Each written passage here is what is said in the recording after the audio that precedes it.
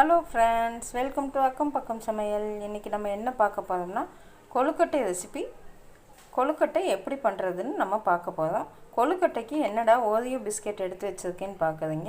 நம்ம எப்போவுமே கொழுக்கட்டைக்கு பார்த்திங்கன்னா அரிசி மாவு தான் யூஸ் பண்ணுவோம். இன்றைக்கி அந்த அரிசி மாவு இல்லாமையே நான் விதவிதமாக கொழுக்கட்டை எப்படி செய்யறதுன்னு காமிக்க போகிறேன். ஃபஸ்ட்டு நம்ம ஓரியோ பிஸ்கெட்டில் கொழுக்கட்டை செய்ய போகிறோம்.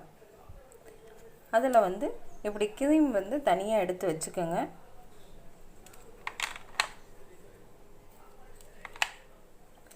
இந்த கத்தியில் இப்படி அழுங்காமல் எடுத்திங்கன்னா வந்துடும். இதை எடுத்து வச்சுக்கிட்டு நம்ம இதை இந்த பிஸ்கெட்டை பவுட்ரு பண்ணிட்டு வந்துடலாம். இப்போ இந்த பிஸ்கெட் நல்லா பவுட்ரு பண்ணிட்டு வந்துட்டேன். இப்போ இதில் ஒரு ஸ்பூன் நெய் சேர்த்துக்கலாம்.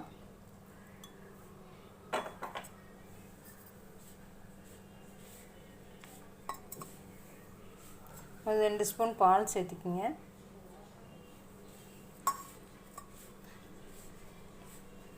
நல்லா இப்போ இதை நல்லா கெட்டியான பதத்தில் பிசைஞ்சு வச்சுக்குவோம். இப்போ பாருங்கள், இந்த அளவுக்கு நான் கெட்டியாக பிசைஞ்சிருக்கேன். இப்படி உருண்டை பிடிச்சிக்குங்க. இப்போ இது மாதிரி மோல்டில் நான் ஆயில் தடவி வச்சுருக்கேன்.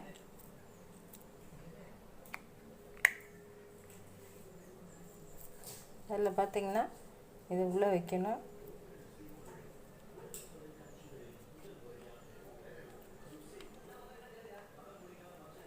வச்சு அப்படியே ப்ரெஸ் பண்ணி விட்டுட்டு இது மாதிரி விதவிதமாக செஞ்சு கொடுக்கும்போது குழந்தைங்க ரொம்ப லைக் பண்ணி சாப்பிடுவாங்க. நம்ம இதில் அடுப்பில் வைக்கணும்னு கூட தேவையில்லை. அடுப்பில்லாத சமையல் இது. ஈஸியாக ஒரு 10 நிமிஷத்தில் இது செஞ்சிடலாம்.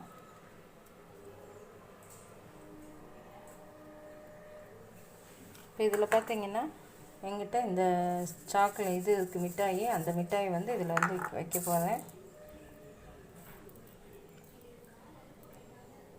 வச்சுட்டு இந்த க்ளோஸ் பண்ணிடலாம்.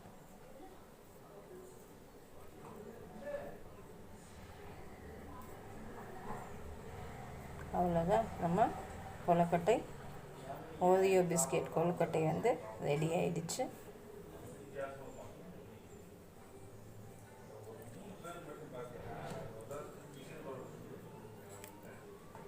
பாருங்கள், எவ்வளோ அழகாக வந்திருக்கு பாருங்கள். அவ்வளோதான், இப்போ எல்லாமே அது மாதிரி செஞ்சிடலாம். இப்போ அதே மாதிரி அடுத்ததில் பார்த்திங்கன்னா இது மாதிரி கிரேப்ஸ் வச்சுக்கலாம். டெய்ரி மில்க் சாக்லேட் இருந்தால் கூட வச்சுக்கலாம். நமக்கு வீட்டில் எது இருக்கோ அவைலபிளோ அதில் குழந்தைங்களுக்கு பிடிச்ச மாதிரி இதில் ஃபில் பண்ணிக்கலாம்.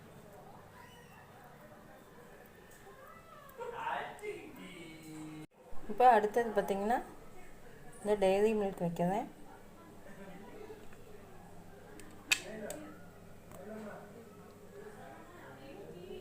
அதையும் வச்சு இதை வச்சு க்ளோஸ் பண்ணுவேன்.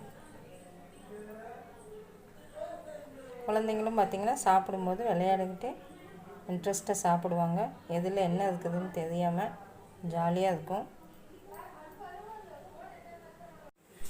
அவ்வளோதான், நம்ம கொழுக்கட்டை ரெடி ஆகிடுச்சு. இதில் நம்ம விருப்பத்துக்கு தகுந்த மாதிரி இது மாதிரி பால்ஸ் எல்லாம் போட்டு ரெடி பண்ணிக்கோங்க.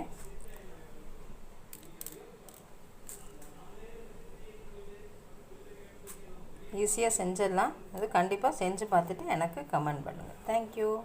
அடுத்த கொழுக்கட்டை பார்த்திங்கன்னா நம்ம இந்த வெத்தலையில் பண்ண போகிறோம்.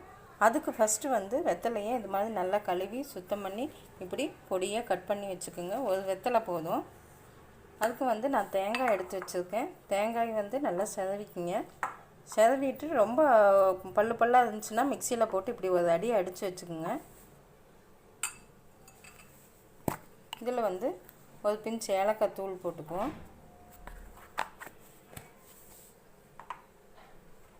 இப்போ நான் இதுக்கு மில்க் மைட் சேர்த்த போகிறேன்.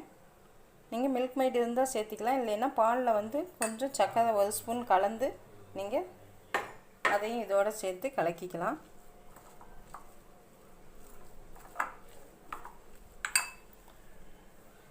இப்போ பொடியாக கட் பண்ணி வச்சுருக்கிற வெத்தலை இதில் சேர்த்திக்கிறேன். இப்போ பார்த்திங்கன்னா ஒரு ஸ்பூன் வந்து பால் பவுடர் எடுத்து வச்சுருக்கேன், அதையும் சேர்த்து நம்ம இதை நல்லா பிசைஞ்சிடலாம். இப்போ ஃபுட் கலர் உங்களுக்கு தேவைப்பட்டால் போட்டுக்கலாம், இல்லைன்னா ஸ்கிப் பண்ணிடுங்க. அவ்வளோதான், நம்ம கொழுக்கட்டை பேஸ் வந்து ரெடி ஆயிடுச்சு. இப்போ பாருங்கள், இது வந்து நல்லா பிசைஞ்சு வச்சுட்டேன். இதுக்கு ஸ்டஃபிங் பார்த்திங்கன்னா முந்திரியும் பாதாமும் இப்படி பொடியாக கட் பண்ணி வச்சுருக்கேன், அதை வந்து இதில் வச்சிடலாம். அதே மாதிரி மோல்டெல்லாம் ஆயில் தடவி இதை வச்சுக்குங்க.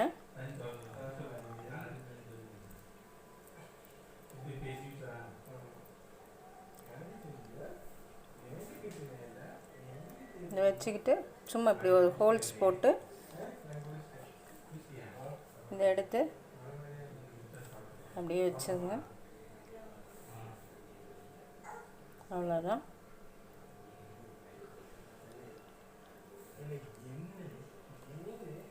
நம்ம க்ரீன் கொழுக்கட்டை ரெடி ஆயிடுச்சு. இதை வச்சு கொஞ்சம் இந்த கோகோனட் எடுத்து வச்சு நல்லா இப்படி மூடி வச்சுருங்க. அவ்வளோதான். பாருங்க, நம்ம அந்த மோல்டில் போட்டு அழகாக செஞ்சு வச்சாச்சு. இப்போ வெத்தலை கொழுக்கட்டை ரெடி ஆயிடுச்சு. நல்லா வந்திருக்குது, கண்டிப்பாக செஞ்சு பாருங்கள். அடுத்த கொழுக்கட்டை பார்த்திங்கன்னா இந்த நிலக்கடலையில் பண்ண போதும். நான் பச்சை நிலக்கடலையை வறுத்து தோலெல்லாம் எடுத்து சுத்தம் பண்ணி வச்சுருக்கேன்.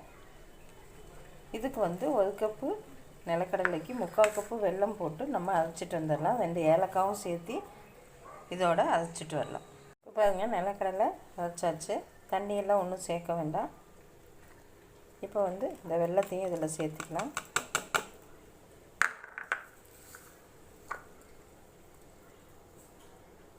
பாருங்க, நல்லா அரைச்சிட்டு வந்தாச்சு.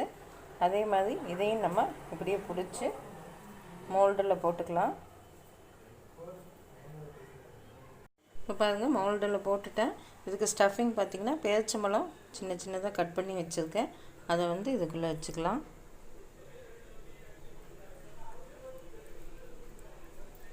நல்லா அமுத்தி விட்டுருங்க. எடுத்து இதை க்ளோஸ் பண்ணிடலாம்.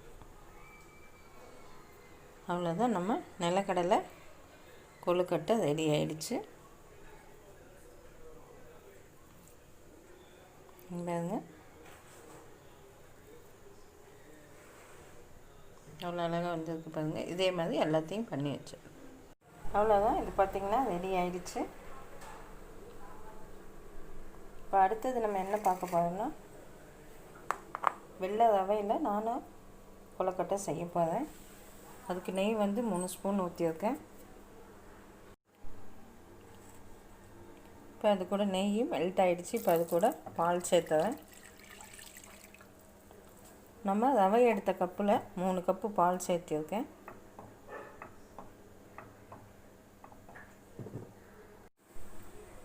இப்போ அதுலேயே 1 கப்பு சர்க்கரையும் இதில் சேர்த்திக்கலாம்.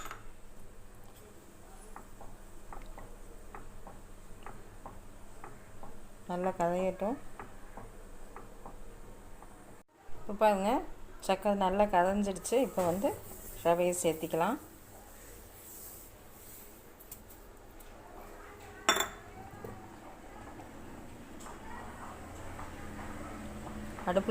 அடுப்பு சிம்லேயே வச்சுக்கோங்க.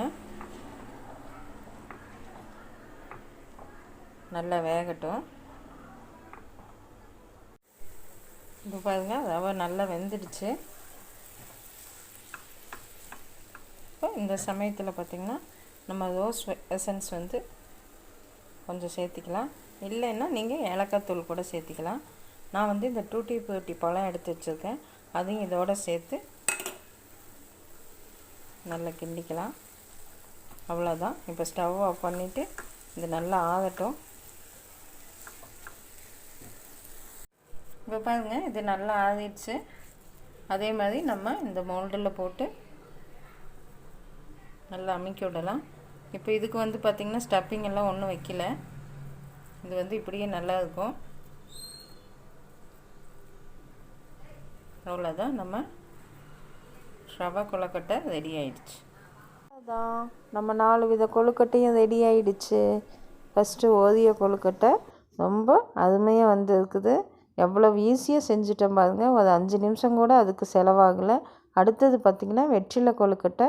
அந்த வெற்றிலை வாசமே கொஞ்சம் கூட வரல சாப்பிடும்போது, அவ்வளோ நல்லா வந்துருந்துச்சு. அடுத்தது பார்த்திங்கன்னா நிலக்கடலை. அது நிலக்கடலை பருப்பி சாப்பிடும்போது ஒரு டேஸ்ட் வரும் இல்லையா, அதே மாதிரி இருந்துச்சு. ரொம்ப சத்தானதும் கூட. அடுத்தது பார்த்திங்கன்னா ரவா கொழுக்கட்டை. அதுவும் பார்த்திங்கன்னா அந்த டூட்டி ஃப்ரூட்டியோட கலர்ஃபுல்லாக ரொம்ப அழகாக இருந்துச்சு. இது 4மே நல்ல சுவையோடு இருந்துச்சு. நீங்கள் இந்த வருஷம் விநாயகர் சதுர்த்தியை வித்தியாசமான முறையில் அரிசி மாவெல்லாம் இல்லாமல் ஈஸியாக செஞ்சிடலாம். யார் வேணாலும் சின்ன பிள்ளைங்க கூட இதை சுலபமாக செஞ்சிடலாம். அந்த வகையில் இருந்துச்சு. கண்டிப்பாக எனக்கு செஞ்சு பார்த்துட்டு கமெண்ட் பண்ணுங்கள். தேங்க்யூ. இந்த வீடியோ பிடிச்சிருந்தா அக்கம் பக்கம் சேனலுக்கு சப்ஸ்கிரைப் பண்ணுங்கள். நான் போடுற வீடியோ உடனுக்குடன் கிடைக்கணும்னா பெல் ஐக்கானையும் கிளிக் பண்ணுங்கள். ஃப்ரெண்ட்ஸ் கூட ஷேர் பண்ணுங்கள். ஆரோக்கிய உணவு வாழ்க்கைக்கு நிறைவு. நன்றி.